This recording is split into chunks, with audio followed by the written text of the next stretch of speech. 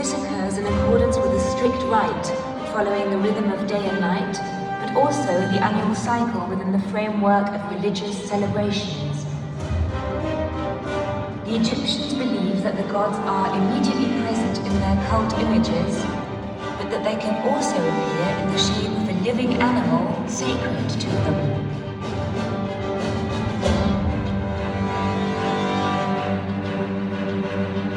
For Horus, the sacred animal is the falcon.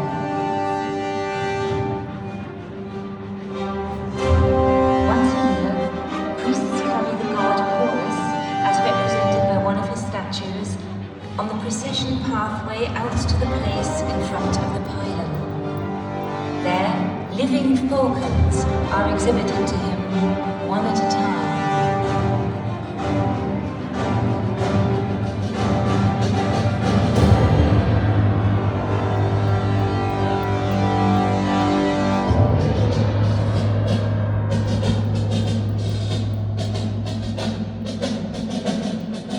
Finally, the statue of Horus inclines towards the falcon, who shall henceforth be the god's incarnation. The decision has been made.